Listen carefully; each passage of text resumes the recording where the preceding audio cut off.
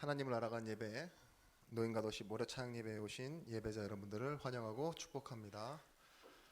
우리 다 같이 하나님의 말씀 보시겠습니다. 하나님의 말씀은 시편 90편입니다. 시편 90편 1절에서 12절의 말씀까지. 맨 위에 이렇게 주제를 보시면 이렇게 나와 있죠. 하나님의 사람 모세의 기도라고 나와 있습니다. 우리 한 절 한 절 다 같이 한 목소리로 합독하여 보도록 하겠습니다. 같이 읽겠습니다. 주여, 주는 대대에 우리의 거처가 되셨나이다. 산이 생기기 전 땅과 세계도 주께서 조성하시기 전 곧 영원부터 영원까지 주는 하나님이시니이다. 주께서 사람을 티끌로 돌아가게 하시고 말씀하시기를 너희 인생들은 돌아가라 하셨사오니 주의 목전에는 천년이 지나간 어제 같으며 밤의 한순간 같을 뿐임이니이다. 주께서 그들을 홍수처럼 끌어나시니이다. 그들은 잠깐 자는 것 같으며 아침에 돋는 풀 같으니이다. 풀은 아침에 꽃이 피어 자라다가 저녁에 시들어 마르나이다. 우리는 주의 노에 소멸되며 주의 분내심에 놀라나이다. 주께서 우리의 죄악을 주의 앞에 놓으시며 우리의 은밀한 죄를 주의 얼굴 빛 가운데 두셨사오니 우리의 모든 날이 주의 분노 중에 지나가며 우리의 평생이 순식간에 다하였나이다. 우리의 연수가 70이요 강건하면 80이라도 그 연수의 자랑은 수고와 슬픔뿐이요 신속히 가니 우리가 날아가나이다. 누가 주의 노여움의 능력을 알며 누가 주의 진노의 두려움을 알리까. 우리에게 가르치사 지혜로운 마음을 얻게 하소서. 아멘. 오늘 말씀의 본문은 150편의 시편 중 유일하게 포함되어 있는 모세의 시입니다.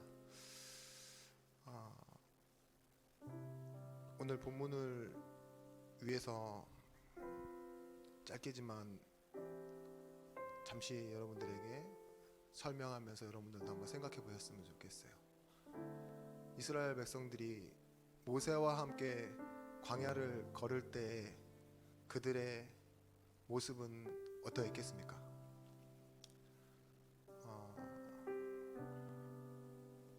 물론 출애굽한 기쁨은 있었겠지요. 그리고 은혜를 주셔서 그 걷는 걸음이 참 순간순간 생각해보면 감사할 것입니다. 죽는다고 하는 곳에서 계속 살아가고 있으니까. 근데 한편으로는 그 시간이 짧은 게 아니고 40년이라는 세월인데 그 시간 동안 또 많은 일이 있었잖아요. 불신앙했다고 그 40일이 40년이 되고, 그죠? 거기서 태어난 후대들은 당연히 텐트에서 자고 깨고 당연히 하늘에서 내리는 만나를 먹고 그리고 죽어가는 1세대들의 장례식을 거의 쉼 없이 진행했겠죠. 옆을 봐도 앞집에도 뒷집에도 계속 되어지는 건 아마 장례식이었을 거라 저는 생각을 해요. 후대들은 아마 그럴 겁니다. 출애굽이라는 그 기적, 그 시작점은 조금씩 희미해져 가고 가나안이라는 그 종착점 아직 가보지 않았기 때문에 너무 막연하고 그렇지 않았을까요? 저는 지금 우리의 모습과도 비슷하다고 생각합니다. 우리가 어느 날 살아가다가 복음을 받았는데, 그죠? 하나님이 이 복음을 어떻게 교회에 주셨는지, 또한 전도와 선교라는 그 세계복음화 속으로 우리의 인생을 이끌어 가시는데 어떻게 이끌어 가실런지 좀 막연하지 않으십니까? 그래서 오늘 말씀의 주제이자 제목은 그렇습니다. 어색한 위치에서 애매하게 살아가고 있는 나에게. 제가 말씀 제목을 이제 이렇게 자막팀에게 넘기잖아요. 저한테 그러더라고요. 수기 쓰시는 거냐고. 저도 여기 올 때까지는 몰랐는데 막상 넘겨줄 때 되니까는 왠지 이게 목사가 쓴 제목보다는 약간 스님이 쓴 말 같기도 하고. 어색한 위치에서 애매하게 살아가고 있는 나. 제가 지금 기분이 그렇습니다. 약간 오랜만에 서다 보니 어색하고 좀 애매하고, 정면에는 우리 아주 이쁜 그리고 굉장히 어린 랩런트가 딱 한가운데 제 눈앞에 딱 보여요. 조명은 너무 세고 딱 여기만 보여요. 여기만. 내 이 시야가 이렇게 좁아지는구나. 그런데 오늘 이 본문 읽어보시면서 어땠을까요? 어떠한 한 탄식같이 느껴지지 않습니까? 우리의 세월이 7, 80이면 끝나고 그 주신 시간도 날아가 버리고 정말 쉽게 사그러들지 않습니까? 라는 탄식처럼 들리시죠? 누구나 보이는 대로 볼 수밖에 없습니다. 상태 따라, 입장 따라 알던 대로 볼 수밖에 없죠. 저도 그래요. 근데 저를 보시는 현길 목사님은 저한테 항상 뭐라고 하시는 줄 아십니까? 쪼꼬미. 저도 나름 100kg에 목욕하는데 현길 목사님이 볼 때는 쪼꼬미예요. 전화 안 받으면 납치당한 거 아니야? 이렇게 해주는데 저는 항상 그런 글귀를 보며 많이 웃습니다. 그렇죠. 제가 현길 목사님보다 많이 먹는데 현길 목사님 보기엔 제가 작잖아요. 그죠? 항상 같이 다녔기 때문에 저도 약간 속아요. 제가 크다는 생각을 한 번도 해본 적이 없어요. 지금까지. 그렇듯이 여러분, 만약 우리가 있는 그 상태로 살아오던 대로 말씀을 듣고 하나님을 바라봐야 한다면 각자 아는 하나님은 다를 것입니다. 그렇죠? 오늘 그래서 여러분들이 내가 알고 싶은 하나님 말고 또한 보이지 않으시잖아요. 말씀에서 지식으로만 아는 그런 하나님 말고 오늘은 나를 만나주신 하나님에 대해서 잠깐 이렇게 묵상해 봤으면 좋겠어요. 사람을 숫자로 기억하는 것과 이름으로, 얼굴로 기억하는 건 다르잖아요. 그렇죠? 그런 것처럼 오늘 좀 더 하나님께 가까이 나아가는 예배자들 되어줬으면 좋겠습니다. 스티븐 코비라는 사람이 인식의 전환이라는 부분에 대해서 이렇게 예화를 했습니다. 제가 한번 여러분들께 잠시 설명을 하면서 읽어드릴게요. 뉴욕의 지하철에 허름한 차림의 남자가 아이 둘을 데리고 왔습니다. 마치 지금 제 앞에 있는 이 두 명의 아이들과 같이 탔어요. 근데 이 남자는 넋이 나가 있고 아이들은 세상 모르고 떠들고 공공질서 가운데 조금 너무 어지럽게 만드는 거죠. 여러 사람들이 불만을 가지고 있었지만 가장 옆에 있던 사람들이 그 넋이 나간 남자를 불러 세웁니다. 아이들을 돌봐야 되지 않겠습니까? 라고. 그러자 이 남자가 정신을 차리고 그 옆에 사람에게 조용히 이렇게 얘기하기 시작했어요. 오랜 지병을 앓던 아내를 장례를 치르고 지금 집으로 오는 길입니다. 집에 돌아가서 아내가 떠난 빈자리에 저 아이 2명을 키워야 한다고 하니 팍팍한 세상을 걸어갈 그 날들이 너무 걱정이 됩니다. 라고 말했어요. 그때 궁시렁궁시렁 하던 그 사람들이 그 아버지의 말과 그 표정을 보니 뭐예요? 숙연해지더라는 거예요. 그 분위기가. 그리고 아이들은 그대로 똑같이 뛰어놀고 있고 분위기는 어수선한데 그 사람들은 그런 상황이 혼란스러운 게 아니라 더 슬프게 느껴지는 거예요. 아이들이 밝을수록 더 시끄러울수록 혼란스러울수록. 이것을 보고 패러다임 시프트라고 했습니다. 인식의 전환.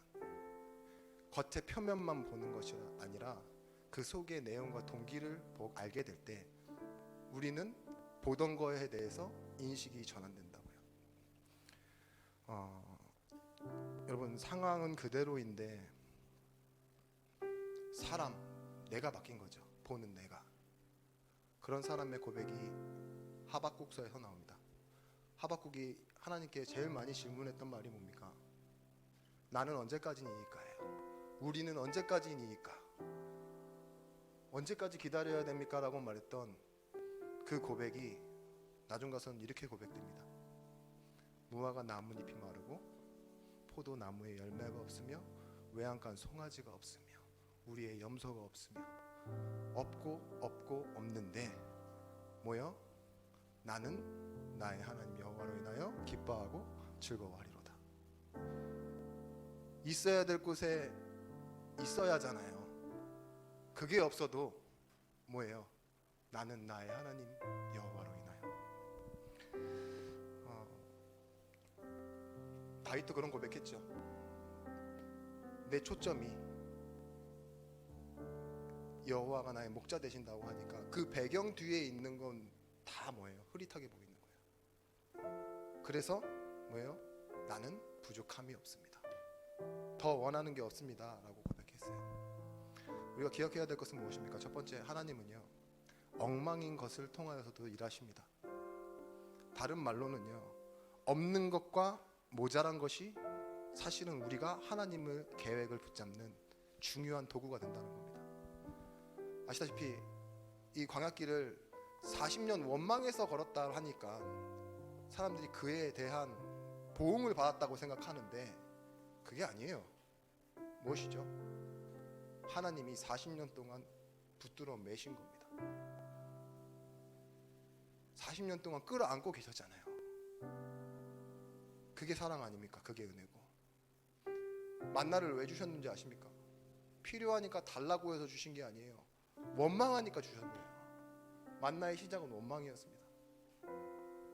원망하니까 반석에서 물을 내셨고요. 그럼 우리는 이제부터 기도 안 하고 원망을 해야 되겠습니까? 아니죠.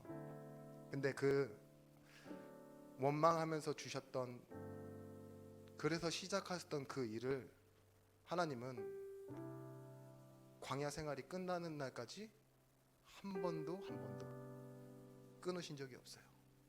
그걸 보고 하나님의 신실하심이라고 해요. 아무것도 아닌 존재가 아무것도 할 수 없는 그런 상태 속에 있잖아요. 그게 얼마나 비참합니까? 이스라엘 백성들은 자신을 그렇게 봤거든요. 우리는 메뚜기 같다. 우리는 연약하다. 나는 안 된다. 그리고 늘 불평하고 늘 원망했는데 하나님은 그것을 시작점 삼아서 일하시고 더 이상 구하지 않는데도 하나님은 혼자 일하시고 계신 모습을 우리는 계속 보게 됐어요. 보십시오. 금송아지 만들어서 레위 지파가 일어나 같은 민족을 향해 칼을 들고 3,000명을 죽입니다. 그게 출애굽기 32장이에요. 레위 자손이 모세의 말대로 행하며 이날 백성 중에서 3,000명 가량이 죽임을 당하니라. 그날에도 만나는 내렸습니다. 그 다음 날에도 만나는 내렸다고요. 불뱀에게 물려서 수천 명이 죽는 그날에도요 뭐예요? 만나는 내리고 있었어요. 불기둥과 구름기둥은 떠 있다니까요. 여기에 BGM이 좀 들어가야 되지 않겠습니까? 슬픈데 만나는 내려 따다당. 그럴 수 있죠. 근데 하나님의 신실하심은요 그 이스라엘 백성들의 행동과 행위와 상관없이 하나님이 주셔야 될 것을 충분히 공급하시고 이끌어가고 계심을 보게 됩니다. 모세가 마지막엔 이렇게 고백합니다. 그러나 이제 그들의 죄를 사하시옵소서. 그렇지 아니하시오면 원하건대 주께서 기록하신 책에서 내 이름을 지워버려 주옵소서. 저는 이 부분이 참 마음에 담기더라고요. 자기 민족을 향해서 칼을 들고 죽이라고 명령했던 장본인이 용서해달라고 말하면서 결국은 가장 추구하는 가치는 뭡니까? 생명책에 쓰여져 있는 자기 이름. 지금 내가 가나안으로 들어가냐, 광야에서 어떤 업적을 남기느냐가 중요한 게 아니에요. 생명책에 쓰여져 있는 이름, 영원한 것.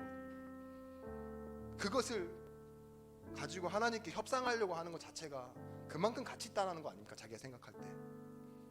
우리도 마찬가지입니다. 나그네 인생 어색하고 애매한 위치에 있지만 왜 괜찮습니까? 지나갈 것이기 때문에. 우리가 바깥에 여행을 가거나 뭐 해외로 갔을 때 우리는 다시 돌아올 거잖아요. 그죠? 그래서 뭐가 없어요? 텍스 세금이 없잖아요. 듀티 프리 의무가 없다고요. 우리가 세상이 말하는 그것을 다 가져야 할 의무가 없어요. 사실은 지나가면 되는 거라니까요.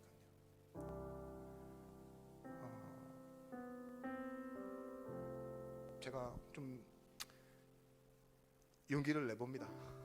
어떤 부분이냐, 얼마 전에 이렇게 알고리즘 때문에 월요 찬양 예배 영상이 올라오는데 그 10년 전에도 제가 이런 모습으로 이 자리에 있더라고요. 그때는 너무 많이 말씀을 전했어요. 사실은 몇 주씩 제가 혼자 하기도 하고 그렇게 부담스러웠던 그런 때가 있었는데 지금 저는 여전합니다. 뭐가 여전하냐? 똑같아요. 그때랑 지금이랑 사역지도 똑같고 외모는 좀 늙어졌고 뭐 여러 가지로 많이 바뀌었는데, 근데 그 똑같고 여전하다는 말이 저한테는 굉장히 불안한 말이에요. 왜냐? 변하지 않았고 발전이 없다라는 말이랑 저는 연결이 되거든요. 그래서 굉장히 위축이 됩니다. 목회자가 10년 전이랑 지금이랑 똑같아. 결혼도 안 했어. 그 외에 뭐 여러 가지로 제가 이렇게 눈에 보이는 일들을 하는 게 아니잖아요. 모으는 것이나 누구를 만나는 것이나 새로운 길이 보이지 않는. 그래서 때로는 숨어야 했고 조금 비겁해야 됐어요.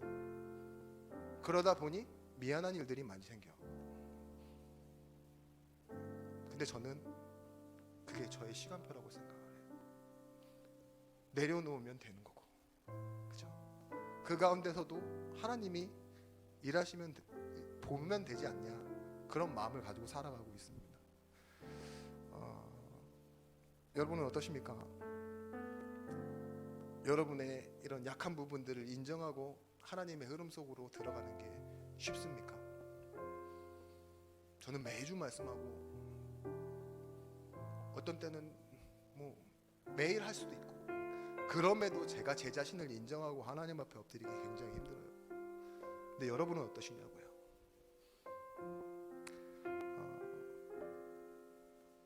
여러분, 구속사의 흐름이라는 건 그렇습니다. 우리의 힘과 능력으로 나아가는 것이 아니라 하나님의 시간표 속으로 들어가는 거예요. 모세가 아주 어렸잖아요. 그죠? 태어나자마자 죽을 위기에 처하는데 몸이 작고 자기는 의지로 움직일 수조차 없어요. 그래서 탈 수 있는 게 뭐죠? 갈대상자. 남이 뛰어서 떠내려 보내니까 가는. 아주 연약하지만 그게 뭐예요? 하나님의 시간표, 하나님의 계획을 이루는 시간표였습니다. 우리 노인과 도시에서는 계속 얘기하잖아요. 하나님의 손에 잡힌 것, 하나님의 손에 달린 것, 우리의 재능과 탁월함이 아니라 우리의 달란트는 뭐냐? 하나님의 손에 하나님과 함께라고. 모세가 지팡이를 하나 들고 나가잖아요. 80 노인이. 근데 네 손에 든 게 뭐냐 했을 때 지팡이입니다라고 얘기해요. 맞습니다. 지팡이 그거 잊어버리면 다시 만드는데 얼마 걸리지 않는 그런 도구를 가지고도 하나님은 일하세요. 적당한 때 우리에게 굉장히 부담됩니다. 보통이라는 거, 사람들이 보통 그렇다라는 그 중간치가 정해져 있잖아요. 근데 그 중간은 굉장히 어색하고 애매한 거거든요. 대부분 그렇다, 평균이 그렇다. 얼마나 여러분들 이 부분에 민감하십니까? 남들 다 하는데 나는 왜 안 될까? 이런 생각 안 드세요? 남들은 저만큼 이미 시작했는데 나는 왜 여기 있을까? 이런 고민하지 않으십니까? 하나님의 시간표를 아는 사람은요, 하나님의 말씀을 통해 다른 것을 보는 눈을 떠야 됩니다. 그걸 보고요, 뭐라고 하냐? 말씀으로 본다. 즉 하나님의 것을 보는 것, 다른 말로 영안, 이 눈을 뜨셔야 됩니다. 2절, 1절, 2절인데 2절부터 읽고 1절부터 읽어드리겠습니다. 산이 생기기 전 땅과 세계도 주께서 조성하시기 전 곧 영원부터 영원까지 주는 하나님이시니이다. 주여, 주는 대대에 우리의 거처가 되셨나이다. 하나님은 모세가 문제가 생겼을 때 뭘 바라보게 원하셨냐? 이 땅이 생기기 전에 존재하셨던 하나님, 그죠? 1절로 다시 돌아가서 대대로 우리의 거처가 되신 하나님, 그 흐름이에요. 그 흐름. 오늘 내가 잘 믿냐? 못 믿냐로 결정나는 것이 아니라 하나님은요, 나를 영세전에 창세전에 초대교회에 복음을 주실 때 나를 향한 계획이 그 안에 들어가 있었다니까요. 저 먼 나라 가게 하는데 저 사람을 불러오시는 그 계획에 나를 집어넣으셨다니까요. 이 흐름 속으로 들어가시라는 말입니다. 약해질 때 당연히 약해질 때 약해지겠죠. 근데 그 약함에 머무르지 말고 뭐 하시면 되냐? 바라봐야 될 걸 바라보시면 됩니다. 원망하니까 주셨습니다. 그런 것처럼 죄인이니까 구원하시는 게 하나님 방법이에요. 우리의 노력이 아닌 하나님의 방법으로 하나님은 일하고 계십니다. 인생의 주제가 무엇이냐 물어보신다면 어떤 사람은 성공, 사랑, 어떤 사람은 뭐 행복, 그래서 필요한 게 노후 준비, 고작 이런 것들을 얘기하는데요. 우리의 죄가 주 앞에 있고 주의 분노에 일순간에 죽는 못난 인생. 근데 그런 인생을 하나님 왜 사랑하셨습니까? 라고 모세는 질문하는 거예요. 이렇게 짧게 사그러지고 이렇게 불신앙 때문에 죽어가고 아무것도 아닌 것처럼 끝날 인생인데 하나님 왜 그렇게 기적을 많이 보여주셨죠? 왜 원망할 때마다 하나님 그렇게 주셨고 적과의 전쟁에서 승리하게 하셨습니까? 하나님 나 왜 이렇게 사랑하십니까? 라고 오늘 이 시편에 지금 질문하고 있는 겁니다. 여러분, 하나님의 본문이 있어요. 못난 것과 못난 것, 안 되는 것이 만났는데 뭘 이루시냐? 하나님의 것을 만들어내세요. 로마서 8장 28절 말씀 뭡니까? 하나님을 사랑하는 자 곧 그 뜻대로 부르심을 받은 자들에게 모든 것이 합력하여 선을 이룬다 그랬어요. 그렇죠? 그래서 우리는 이 세대를 본받을 필요가 없습니다. 세대를 따라가면 안 됩니다. 로마서 12장 1절에 너희는 이 세대를 본받지 말고 너희 몸을 하나님이 기뻐하신 산 제물로 드리라. 이것이 너희가 드릴 영적 예배니라. 이 말을 좀 풀어드리면요, 너희가 드릴 영적 예배니라, 이 말을 한국말로 합당한 리저너블 워십이라고 그래요. 당연한 예배를 드려라 이거예요. 세대를 본받고 따라가는 것이 아니라 하나님께 말씀을 듣고 하는 이 합당한 예배, 그리고 이것을 통하여 오직 각 사람에게 나누어 주신 믿음의 대로 지혜대로 생각할지라. 그 앞에 마땅히 생각할 그 이상을 품지 말고, 이 말은 뭡니까? 한계를 정해놓으라는 거예요. 내 인생에는 한계가 있어요. 안 되어지는 게 있다고요. 그러면 내 이 한계와 안 되는 것을 가지고 마땅한 예배를 하며 하나님이 원하시는 그 계획과 흐름 속으로 들어가는 것입니다. 구원은요, 구원받은 인생은요 회복되어지는 인생입니다. 결론이 이렇습니다. 개혁이란 말이 리포메이션이죠. 회복한다라는 거. 다 싹 다 뒤집어 엎는 게 아니라 뭐예요? 내 인생을 다시 원래대로 회복시켜 놓는 거. 그런데 개혁주의란 말을 쓸 때 이런 말을 또 하더라고요. 오늘 하루를 더 살아서 담아내는 걸 보고 개혁주의라고 해요. 예를 들면 한 흑인이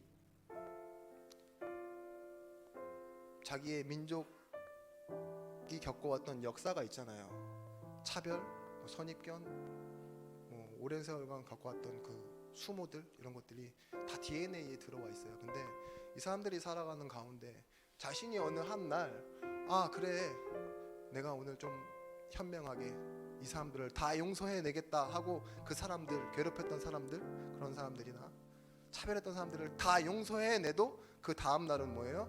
또 그런 사람들을 만나게 돼 있어요. 그죠? 하루 잘 됐다고 해서, 하루 내가 용서했다고 해서 그 다음 날 상황이 바뀌는 건 아니라고요. 이해하시죠? 그렇습니다. 우리가 예수 믿는다고 해도요, 어느 날 내가 진짜 큰 은혜를 받았는데 같은 문제와 또한 우리는 그대로인데 세상은 계속 빠르게 발전하잖아요. 다 나를 위해 살고 나만 위해 사는데 자신이 누군지도 모르잖아요, 사실. 근데 우리는 뭡니까? 내 한계. 나는 연약하고 부족하지만 결국 뭐예요? 그게 중요하지 않아요. 내가 하나님 자녀라는 거. 창조주 하나님의 자녀라는 것, 그것을 붙잡고 나아가는 것입니다. 그게 오늘 하루를 나로 살되 예수 믿고 살아가고 내일도 믿고 그 믿는 것 때문에 하나님이 원하시는 길을 걸어가는 것 아니겠습니까? 제가 요즘 너무 좋아하고 사랑해서 거의 반년 가까이 계속 마음속에 담는 하나님 말씀 구절이 있습니다. 빌립보서 3장 12절에서부터 14절 말씀. 앞에 뭐라고 말하냐? 내가 이미 얻었다 함도 아니요 온전히 이루었다 함도 아니라 오직 내가 그리스도 예수께 잡힌 바 된 그것을 향하여 달려가노라. 이 말이 얼마나 무서운 말인지 아시죠? 이미 얻은 게 없대. 그리고 아무것도 이룬 게 없대. 근데 어디로 갑니까? 주 예수께 잡힌 바 된 것을 위하여 달려가노라. 뭔가 이루어야 되고 얻어야 우리의 인생이 성취가 되어지고 만들어지잖아요. 인과관계상 어떤 시작점이 있어야 우리의 끝이 나오잖아요. 근데 그게 아니라 보상이 아닌, 거래가 아닌 하나님의 은혜로 살아가는 방법. 이미 얻은 것, 이룬 것 없어도 내일을 향해 주가 주신 그 응답을 향해 달려갈 수 있는 힘이 있습니다. 우리는 어색합니까? 애매합니까? 그때 찾으셔야 될 것은 뭐냐? 하나님이 나를 믿어주세요. 내가 하나님을 믿는 것보다 더 중요한 건 뭐냐? 하나님이 나를 믿어줍니다. 그걸 보고 뭐라고 하냐? 피스티스, 믿음으로 말미암아 믿음으로. 여기서 말하는 그 첫 번째 믿음이 하나님이 나를 인정해 주시는 것. 나는 하나님을 믿지만 하나님은 나를 자녀로 인정해 주시는 그 믿음, 그 믿음과 아까 말씀드렸던 그 신실하심을 우리 인생 속에 담고 돌아가는 예배자들이 되었으면 좋겠습니다. 여러분, 내가 하는 일이 대단하지 않다 그런 생각 드실 수도 있어요. 그런데 하나님은 아버지 자신의 계획을 가지시고 우리에게 일하시고 말씀을 주십니다. 이 부분을 두고 우리 한번 같이 기도했으면 좋겠습니다. 하나님, 우리는 애매하고 어색한 위치에 있지만 하나님은 우리에게 정확하고 확실한 계획으로 이끌어가고 계십니다. 이 사실을 믿고 말씀을 따라가는 걸어갈 때 우리 눈앞에 현장이 보여지길 원합니다. 40년 동안 안진뱅이가 앉아 있었는데 못 봤으면 못 본 거잖아요. 그죠? 근데 베드로의 눈에는 나사렛 예수 그리스도 이름으로 일어날 인식의 전환, 현장의 변화가 있었어요. 능력이 나타났습니다. 그런 것처럼 우리도 그 현장을 보는 증인들이 되어지길 원합니다. 우리 같이 기도하겠습니다.